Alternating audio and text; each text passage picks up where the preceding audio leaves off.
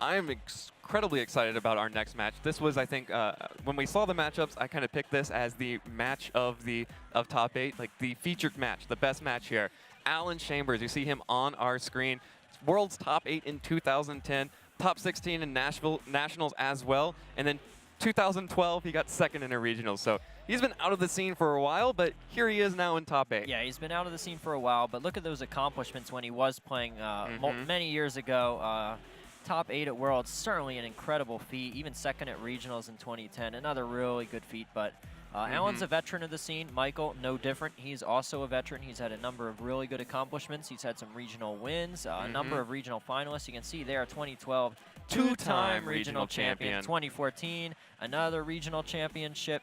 He's qualified for Worlds and done pretty well. He's top 16 nationals before. So he's having a real barn burner of a tournament this time around. And seems like the even years. That's when he is doing his best. Maybe 2016. This is his year. Yeah, it was kismet. It had to happen. I mean, Michael has not really played in this format that much. So to see him coming here in Nationals, being able to make it to the top 8 already and in striking distance of top 4 is incredibly exciting, and I can't wait to see what Michael's got hidden up his sleeves. Yeah, Michael's actually got no championship points, I believe, for this year. So that just goes to show how important Nationals is, regardless of if you haven't played a single time this whole year, if you just haven't gotten any championship points all year at the tournaments that you have attended. There's always Nationals to just gain so many points and qualify for Worlds simply through Nationals. Yeah, even without playing, much in the early season, Michael could still qualify for Worlds with this. Exactly. So, if anybody, maybe they haven't been able to go to as many tournaments as they would have liked, they can still always come to Nationals and compete, and there's still a Worlds invitation on the line if they do perform well enough, as we've seen Michael has. So yeah, and we are seeing Alan's team there on the bottom. We've seen it a few times throughout the tournament. That Ray Ogre core, the Rayquaza, Kyogre, Thundurus, Crobat, Mawile, and Gengar up against Michael. I believe this is the first time we've actually seen Michael on stream all tournament, sort of been flying under the radar. He's running a very standard sort of big 6 with Bronzong style team here. Groudon, Xerneas, Kangaskhan, Smeargle, Salamence, and Bronzong. So, very standard Pokemon, but when you're a player of Michael's caliber, having those standard Pokemon is a huge advantage. Yeah, he's a really talented player, very good when it comes to prediction, so having these kind of safer, more consistent Pokemon definitely benefits him. But the last time we saw Alan on stream, he ran right through a team almost identical to Michael, so we'll see if Michael plays this matchup any differently. Yeah, things are getting spooky on the field as well. Alan leading with the Gengar-Crobat combo up against the Smeargle and Salamence. This Crobat-Gengar combo is something that we have seen a little bit from Alan, trapping these Pokemon in, although Salamence and Smeargle are no slouches on their own. Yeah, previously when we saw Alan play against this type of team, he was locking in a Smeargle and a Kangaskhan. We'll see if this Salamence, rather than the Kangaskhan, gives Michael more of an advantage in this matchup. And personally, I think it will, since we saw before Gengar immune to Kangaskhan's normal type moves. Does have to watch out for Sucker Punch, but does have Will-O-Wisp. Salamence, while it does have Double Edge, it can also Hyper Voice, so there is a threat from the special side. Yeah, and definitely no, having Salamence out doesn't, makes it so that Michael isn't tempted to use Fake Out on anything, of course, because Gengar is immune to it, and so is the Crobat. Will not be able to flinch. Gengar is going to go ahead and Mega Evolve turn 1, trapping in both the Salamence and the Smeargle here. Salamence as well going to go ahead and Mega Evolve turn 1 to, again, get that offensive pressure. So Salamence and Mega Gengar now both on the field. Crobat going for the taunt onto Smeargle immediately. No Crafty Shield or any kind of defense against that, except for the Mental Herb that Michael is using. Really good tech choice there, but Sludge Bomb comes out onto Salamence, going to deal a lot of damage back. Salamence gets the Tailwind up now, though. Michael's Smeargle with that Mental Herb getting rid of the taunt, goes for a Dark Void, is going to connect against Alan's Pokemon. Is it going to hit both Pokemon? It's going to hit the Gengar, and it's going to hit the Crobat. So both Pokemon now asleep thanks to the Dark Void from Smeargle. Crobat will be able to eat that Lumberry and wake it up, but with Tailwind up as well, that can be a very dangerous Pokemon. And speed rises again. So it didn't even need the Tailwind, but the accuracy drop there. The accuracy drop could be a little tricky because that really hurts. Yeah, being able to Dark Void and be faster than Crobat on the following turn certainly would have been beneficial, but now you're on the risk of missing, and it's not like you can switch out Smeargle either because of that Mega Gengar. Of course, Crobat does have to worry about the damage coming out from Salamence. Yes, and on the bright side, Crobat cannot knock out Salamence if Super Fang is the only damaging move. It would take way too many turns for that to eventually happen. So Salamence not really threatened right now. Ooh, Smeargle does go for the Dark Void again, but Crobat is able to avoid it. Hyper Voice coming out from Salamence, not enough to pick up the KO. Crobat, though, will get another taunt off. So Michael's Smeargle is now taunted. No more Dark Voids coming out from it. And unless Smeargle's packing some offensive moves, you have to imagine it has to switch out here, even though it's getting an evasiveness boost there. Yeah, it won't be able to switch out because of that's the right, because Mega of the Gengar. But Salamence threatens KOs on both Crobat and Gengar with another Hyper Voice. Tailwind's up, so it will be faster. Of course, there is a chance Gengar wakes up and protects itself. Yeah. Crobat, we don't often see protect, so there's a chance that won't have it. Maybe we see a switch there. Because otherwise it'll just get outsped and KO'd by Michael Salamence. All right, and Smeargle, of course, only being able, if it only has non-attacking moves, will only be able to struggle now after the taunt. But if Salamence picks up the double KO there, that might not be too big of a deal. Right, because then if you don't have a target to use Struggle on, I believe you won't take any recoil damage from Struggle. Yeah, normally Smeargle would be dealing 25% of its own HP with it when it struggles. Gengar, though, stays asleep, unable to get the Protect off, doesn't wake up. Smeargle has no moves, goes before the Salamence because of the Moody boost, is still damaged by the struggle damage. Hyper Voice from the Salamence will be able to pick up the KO on Gengar and a critical hit on Crobat. So Salamence is able to take down both of Alan's leads. So now Alan will be able to switch in both of his back two Pokemon. Does get to force the switch out from the Smeargle. That's big. Accuracy increase from Smeargle if that taunt runs out soon. Exactly. If that taunt ever runs out, you've got evasion increase, speed increase, now even an accuracy increase. But you have to imagine that Smeargle has to switch out here. Right. Since you're taunted and you're struggling, you really do want to switch Smeargle out. But at the same time, I don't know the Salamance's moveset. Maybe if it's got like a Draco Meteor or something, it can take out the Rayquaza. But I'm sure Alan will be aware of that possibility and not let his Rayquaza faint so easily. At the same time, you run the risk of switching in. It depends on what Michael's last two Pokemon are, but switching into a Rayquaza and a Kyogre is always really dangerous. If he's got the Groudon on his team, this would be a prime opportunity to bring it in because Kyogre, the Rayquaza is out on the field. Right. So really limiting Michael's options. If he has both of his restricted Pokemon, would have to switch into Xerneas here, which doesn't want to take free damage. Yeah, so you don't really want to switch in here against the threat of Rayquaza and Kyogre. You may just give Smeargle up here. Yeah, that's what I think is probably his best move. We'll have to see what Michael chooses to do. Obviously, you can tell he is thinking this through, taking most of his command time here. The struggle would be nice if it hits Rayquaza. Just in case it does have a Focus Sash, it would break that. And then Salamence could either Hyper Voice or Double Edge the Kyogre. Preferably the Double Edge if he's looking to get a whole lot of damage down. Michael does still have the Tailwind up, but the extreme speed coming out from Rayquaza will pick up the KO onto Salamence. So Salamence goes down. Smeargle does stay in, is going to use the struggle onto the Kyogre though, so not on the Rayquaza, not trying to break any potential Focus Sashes there. Kyogre taking some damage, uses the Ice Beam right back against the Smeargle. So that should be able to pick up the KO. No evasiveness. Did have an evasiveness boost, but still connects. Smeargle goes down, and Tailwind crucially ends there as well for Michael's team. Yeah, so if Xerneas is in the back, that will be great for Michael because you can get up a Geomancy, and you're not super worried about Kyogre after you get that Geomancy up. Oh, we see Bronzong. Interesting choice. So Bronzong and Groudon in the back for Michael. So no Xerneas, only relying on Groudon now to take control of this match. Should be able to get up a Trick Room here if it wants. Yeah, with the with Rayquaza's Airlock, the Water move from Kyogre won't be doing nearly as much damage to Bronzong, so there's no way it will take it out. And then Bronzong resisting Rayquaza's moves, certainly a prime opportunity to get up the Trick Room. Depends on how much Michael knows about the speed of Alan's Kyogre, if he even wants to go for that, though. True, good point. But considering Michael's got a Trick Room mode, I imagine his Groudon will move before Kyogre in Trick Room. Well, Groudon is going to go ahead and protect itself. Alan, recognizing that the Protect Trick Room play is the play, goes for the damage onto Bronzong. It doesn't do much damage at all. Poor Rayquaza there, dropping its defenses as well for its efforts. Origin Pulse into the Protect, but will connect with the Bronzong. Going to deal some damage, not as much as you might want, but it deals pretty good damage. Bronzong is able to set up the Trick Room though, and now it can start setting up Gravity and getting some boosts for that Groudon. And it really needs Kyogre to, you know, Groudon really needs to get that Kyogre off the field, or else it's still threatening Origin Pulse. Yeah, Or the Rayquaza. It's going to be really tricky. I think the only hope here is Bronzong getting a Hypnosis off because we saw no recoil on that Rayquaza, so you imagine it has to have a Focus Sash.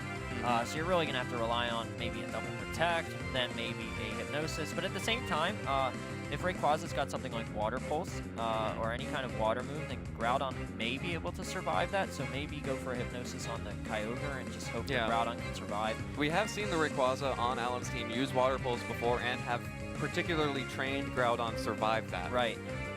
And even, you know, even in the best case scenario for Alan where that water move does KO the Groudon, at least if you're Michael, you get the knowledge that Rayquaza has a water move, if he doesn't already know. So Michael is just going to go ahead and get the gravity up while Alan is protecting his Rayquaza.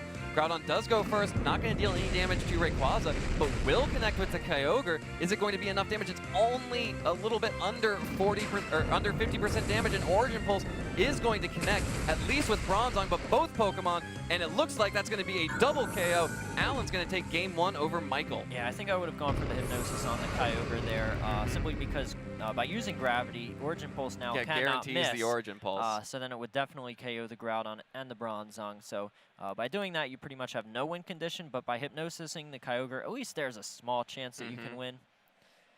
Yeah, so it looks like Michael just got a little bit ahead of himself there. Didn't want to risk potentially a Hypnosis out of Gravity, but you know, there's really, at that point, there really wasn't much of an option, I think. Yeah, maybe switching it up in game 2, maybe bringing the Xerneas. We saw the last match from Alan when he played against this same kind of team. He did not have to face Xerneas. Maybe Michael should consider bringing Xerneas to this game, or just playing a little bit differently.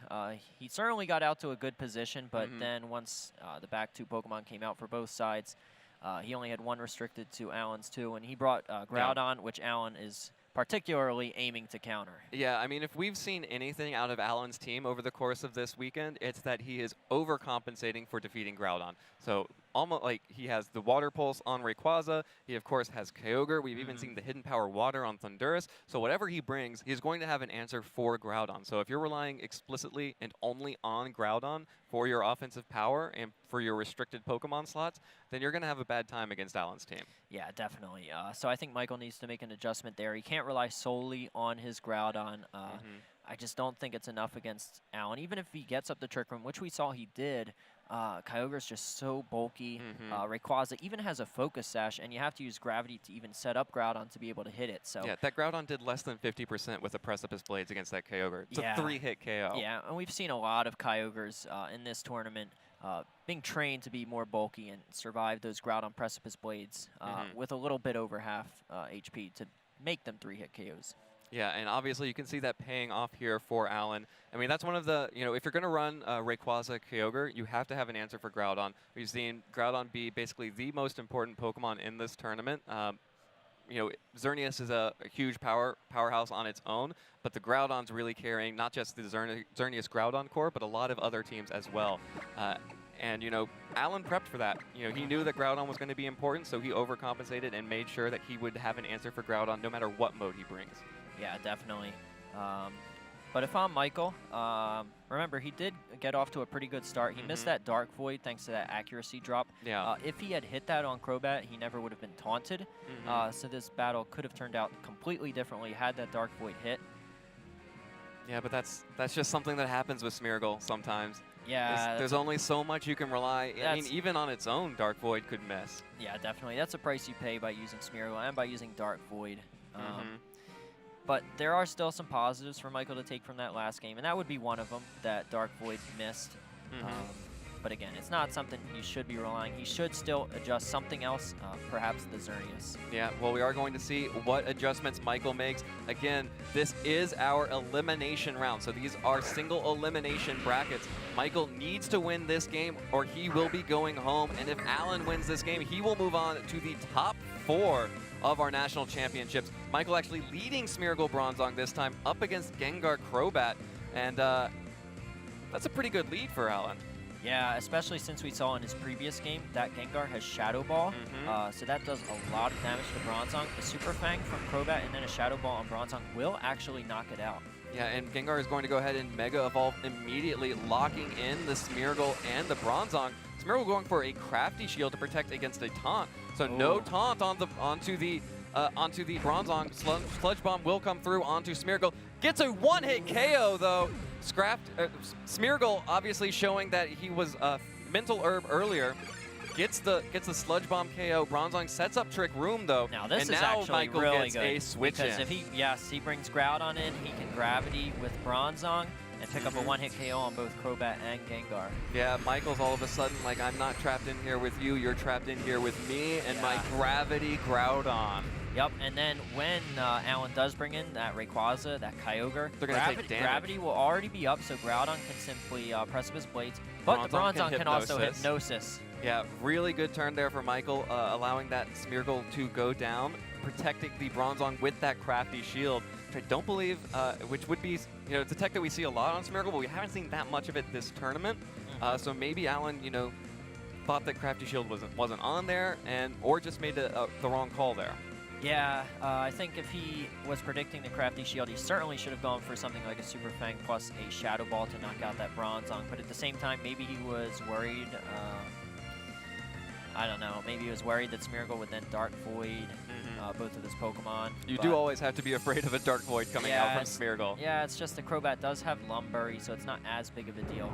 This is certainly the worst situation for Alan to be in. This is the nightmare scenario for Crobat and Mega Gengar. Gravity now, Groudon able to get the Precipice Blades out, Crobat not able to hide anymore with its flying type, and it will go down to that Precipice Blades, of course holding the Lumberry that we already saw. So Michael able to pick up a KO here, but fortunately Alan will be able to switch in one of his back Pokemon for free. Yeah, now it depends what Alan brings in here, but I don't know if I like keeping Mega Gengar around. I would have rather had preferred both to Pokemon. See it faint, because now Michael doesn't really have to worry about this Mega Gengar for now. He can just Now he can definitely Hypnosis Kyogre, and he doesn't really, Gengar doesn't really threaten Groudon too much.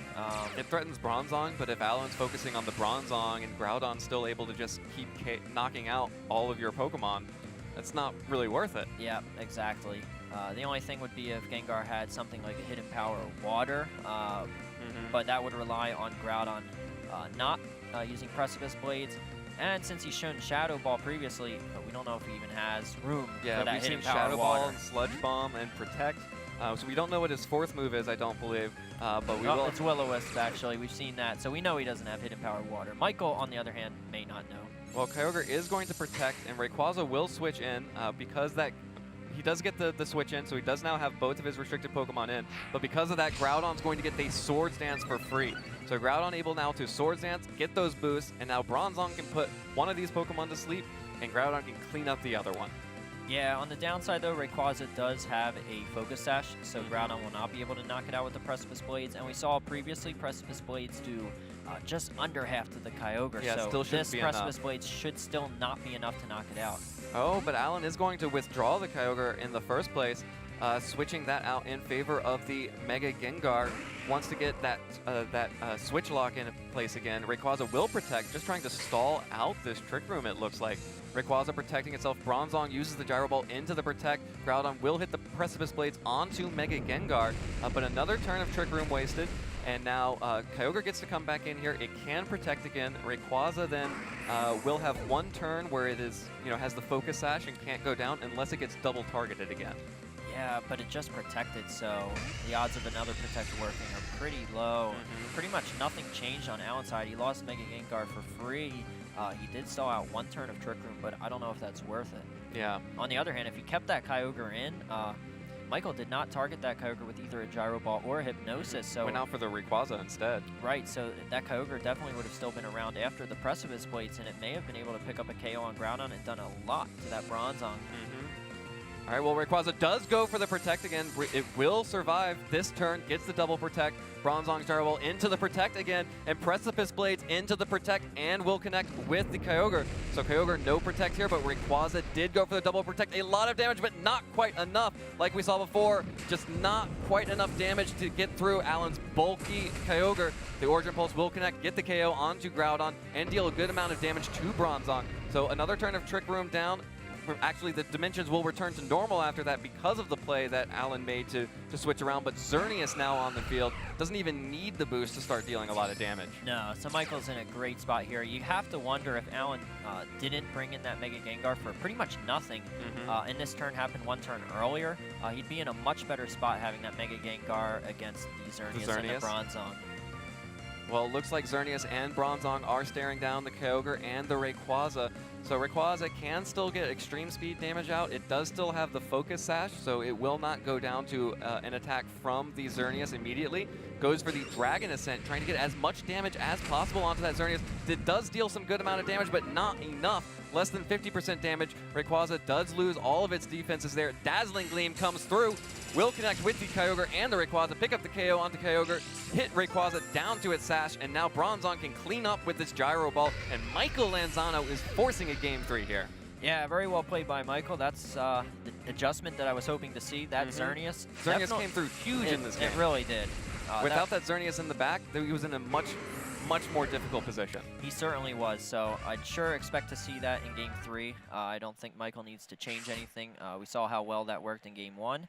At the same time, I think Alan does need to make an adjustment. He can't let Bronzong set up Trick Room for Groudon in the perfect, ideal situation that we saw last game. Right, getting that extra turn when the Smeargle fainted. Yeah, because Michael, pretty much like you said, Alan was the one with his Pokemon trapped in because he was just in such a bad spot having Crobat and Mega Gengar under Trick Room with Groudon threatening a KO after Gravity. He couldn't really switch in and let his Pokemon take unnecessary damage. So yeah, Michael just set up the ideal Trick Room. Yeah, and it's interesting, the Crobat and Gengar lead, which has served Alan pretty well in his last few matches on stream, really turned around to bite him on that one because it just wasn't good enough to stop the Trick Room setup, which it really needs to do. The thing was, though, it was good enough. If he did go for the Super Fang and Shadow Ball onto that Bronzong, rather than taunting when Smeargle goes for the Crafty Shield, he would have picked up a free KO. So is it just a matter of the call that he made on that one turn, now that he knows that Smeargle is carrying the Crafty Shield? Yep, I think so. I think that is the adjustment I'd like to see there. But at the same time, I don't know if Michael will lead the same.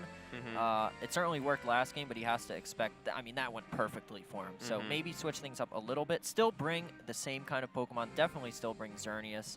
But maybe not lead the same Smeargle Bronzong lead. All right, we'll have to see what adjustments these players make, if any. Again, this is an elimination match. This is an elimination game. The winner of this game moves on to the top 4. We will see them back here tomorrow to play for the title of national champion, and the loser has to go home knowing they came so close but didn't quite make it. Yeah, but top 8 still a very good showing. I'm sure both players will be happy with that result at the end of the day. These are two veteran players who top 8 is good, but they're used to that. They want the championship instead. Yeah, definitely. But for Michael, he had 0 champion points coming into this. I'm sure this top 8 is enough to propel him into Worlds. So he'll be happy at that. But like you said, these players are veterans. They've been there, done that with a bunch of high finishes and then wins at regionals. But they really want to win at nationals. Yeah, and this is their make or break moment. They have to decide what changes they're going to make, if any. Michael Lanzano on the bottom part of your stream is going to lead the Smeargle and Salamence instead, while Alan is going to go back to that Crobat Gengar. So looks like Michael's back to the first game's lead. Yeah, so Michael's going back to the first game, which I don't mind as long as Xerneas is in the back, because I remember in Game 1, after he weakened Crobat and Gengar enough and fainted them, it's just his back 2 lost to Alan's back 2. Right. But if there's a Xerneas back there against a Rayquaza and a Kyogre, suddenly Michael's in a much better spot. All right, well, Mega Gengar is about to be on the field as it goes ahead and Mega Evolves, locking the Smeargle and the Salamence in on this battlefield. Salamence also going to Mega Evolve itself. So now with both Mega Pokemon on the field, the real battle can begin. Smeargle does go for the Crafty Shield again here, so wants to block any kind of taunts or any other kind of shenanigans from Alan's team. The Crobat again goes for the Tailwind, like on Game 1 with this lead. Gengar uses the Sludge Bomb again as well, will connect with the Smeargle. We already know that picks up the KO. Smeargle will go down. Salamence now needs to be able to make something happen, goes for the Tailwind himself. So key adjustment here is Michael matches the Tailwind. Oh, I don't know if that's good. Michael loses Smeargle for nothing, and all that happens is they match Tailwind, so the speeds will be the same. going forward during these tailwind turns. So Michael pretty much just loses his Smeargle for nothing. Yeah, Michael seemed to be really concerned about getting struggled again from the taunt from Crobat. Yeah, definitely. But if you're in that kind of situation, right, he has the mental herb, but if you're in that kind of situation, then why even bring Smeargle and keep it in against this lead if that's what you're scared of?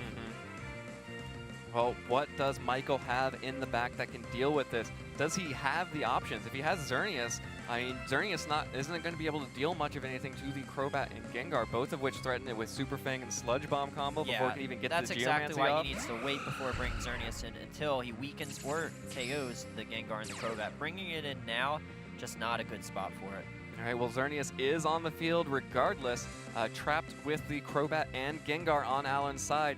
Salamence will be able to deal a lot of damage, but, you know, I have to wonder, Super Fang plus Sludge Bomb should be enough for the KO, depending on how bulky Michael's Xerneas has been trained, or how offensive that Mega Gengar has been trained. Yeah, definitely, but Michael's just not in a good spot here. You have to imagine Alan goes for an attack here. Michael's going to have to predict. Hopefully, he's thinking that Alan doubles up into one of his Pokemon, and he's able to guess which one and protect the right one. Well, he thinks it's going to be the Xerneas. Xerneas will protect this turn.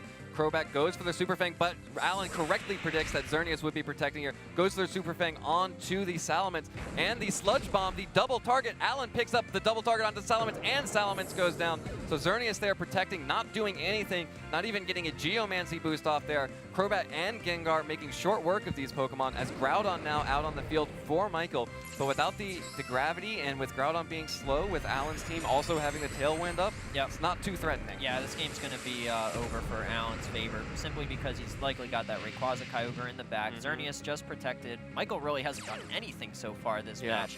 And it just protected Xerneas, so the odds of another protect working Alan's Pokemon are at full health. Right, Alan can simply double up into Xerneas, try and pick up a knockout there.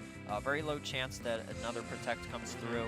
We have seen a few of those, though. Right, but even if it does, he's still in a great spot because there's no way Michael can KO both Crobat and Gengar with Michael Groudon. doesn't get the double protect there. Super Fang coming out from Crobat. Will this Sludge Bomb be enough to pick up the KO onto Xerneas? Mega Gengar does go for it. Xerneas does go down. Super effective hit. So Xerneas is now down after the Crobat and the Mega Gengar focus it down. Michael does finally get some damage off with the Fire Punch onto Mega Gengar, so will pick up a KO. Not going to get 4-0'd here in the top 8, but Alan in a very dominant position. Really just needs to bring out, well, can bring out Rayquaza or Kyogre here. Yep, doesn't really matter. Either one will seal it for Alan. So very well played by him. You can see the advantage that he had coming into this matchup, having so many counters to Groudon. And Michael just kind of fell into that kind of trap of having Groudon out at inopportune times, games 1 and 3. Game 2 worked perfectly for him, but then game 3 you saw the slight adjustment back to how game 1 turned out. It's just he let Smeargle go down so easily and just didn't get any damage or anything onto the Crobat and the Gengar before he brought out that Xerneas. Yeah, and with that forfeit, Alan Chambers will move on to the top 4. Moving on up even closer to the championship title. We'll see him tomorrow. Michael, unfortunately, will end his Cinderella run only with a top 8 finish. But, you know, as you mentioned, top 8 finish for not having really played in the rest of the season. Yep. Not bad. Yeah, still a really good showing by Michael. Like you got to wonder about his chances when he goes to Worlds after having had some practice. Yeah, we don't know when he started his training this season simply because he has no championship points. We don't know if he went to events and just didn't perform well enough to get championship points, or if this was just his first event of the season. So going into Worlds, having the experience that he had here, the practice that will likely happen between now and Worlds, you have to imagine Michael's definitely a threat at Worlds. Yeah, I mean, Michael's always a threat at Worlds, and, you know, if he can come in and get top 8 at Nationals without that much practicing, if that's the case, then he's going to be very scary after a little bit of time practicing. And, of course, Alan, no slouch himself. I mean, we looked at his accomplishments. They were back in 2010, 2012. It's now 2016, and he is now in the top 4. So still putting up the numbers, even a few years out from sort of what you might have considered his prime. Right, and I've mentioned this a couple times before on the stream, but Alan, in that year at Worlds where he did get top 8, that was in 2010 when we had a rule set very, very similar to this, where you had a limit on the restricted Pokemon you could use, and you could bring the Mewtwo, the Groudon, the Rayquaza, the Kyogre. So Alan, very familiar with this format. Maybe this is just the format for him. We saw him top 8 Worlds in 2010. Maybe he's destined to top 8 Worlds again this year, or do even better.